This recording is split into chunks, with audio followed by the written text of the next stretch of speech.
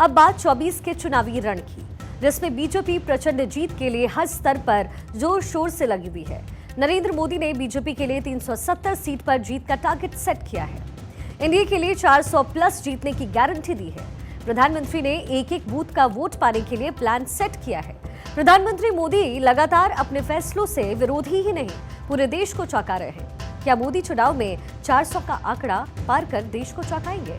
आखिर किन मुद्दों पर बीजेपी जनता का दिल जीतेगी?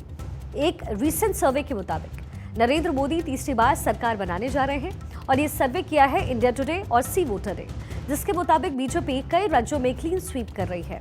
तो अकेले बीजेपी 304 सीटें जीत रही है, जबकि एनडीए 335 सीटें जीत रही है। इस सर्वे में कई मुद्दों पर जनता से सवाल किए गए। इनमें से एक सवाल था कि क्या मोदी सरकार ने देश में भ्रष्टाचार कम किया है? सर्वे में जनता ने जो जवाब दिया उसे आप देखिए। जनवरी 2022 में 37% जनता ये मानती थी कि मोदी सरकार ने देश में भ्रष्टाचार कम कर दिया है, जबकि 56% जनता का जवाब नहीं में था। जब ये सर्वे अगस्त 2022 में किया गया तो 40% जनता ने हाँ में जवाब दिया और 51% ने नहीं में जवाब दिया। उसी तरीके से जब जनवरी 2023 में सर्वे की रिपोर्ट सामने आई तो उसमें 41% जनता ने माना कि मोदी सरकार ने देश में भ्रष्टाचार कम कर दिया है, वहीं 53% जनता ने नहीं मानती है। अगस्त 2023 के सर्वे में भी 41% जनता ने भ्रष्टाचार के मुद्दे पर मोदी को स्वीकार और 54% जनता ने असहमति जाहिर की।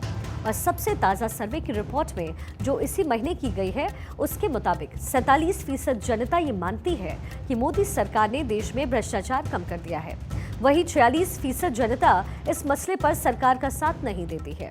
वहीं 7% लोगों ने इस पर अपनी कोई राय नहीं रखी है।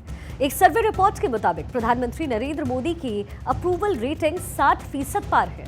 भ्रष्टाचार के मुद्दे पर भी जनता सरकार के करीब साथ नजर आई। दरअसल करप्शन के मुद्दे पर प्रधानमंत्री मोदी पहले ही साफ कर चुके हैं कि वो किसी भी हाल में भ्रष्टाचारियों को बख्शने वाले नहीं हैं। लोकसभा में 5 फरवरी को उन्होंने कहा था कि जिन्होंने लूटा है उन्हें लौटाना पड़ेगा। पीएमएलए एक्ट के तहत हमने पहले के मुकाबले 2 गुने से अधिक केस दर्ज किए। कांग्रेस के समय में ईडी ने 5,000 करोड़ रुपए की संपत्ति जब्त की। हमारे कार्यकाल में ईडी ने 1 लाख करोड़ रुपए की संपत्ति दी। देश का लूटा हुआ माल देना ही पड़ेगा।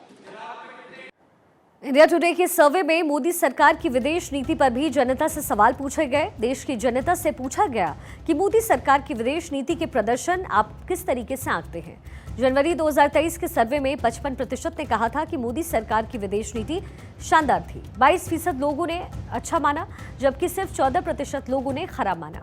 अगस्त 2023 में जब यही सर्वे किया गया तो 48% लोगों ने विदेश नीति को शानदार माना, वहीं 22% लोग अच्छा मान रहे थे और 9% लोग खराब मान रहे थे। अब सबसे ताजा सर्वे की अगर बात करें तो 46% लोग मोदी सरकार की विदेश नीति को शानदार मानते हैं, 24% लोग अच्छा और 15% लोग खराब मानते हैं। सर्वे में ज्यादातर लोगों ने मोटे तौर पर मोदी सरकार की विदेश नीति पर संतोष जाहिर किया। प्रधानमंत्री मोदी ने कई मौकों पर विदेशी कूटनीतिक दम का जो लोहा है वो दुनिया को मनवाया। ताज़ा मामला कुछ देर पहले हमने आपको दिखाया था, जिसमें 8 पूर्व भारतीय नौसैनिकों की कतर से घर वापसी हुई है।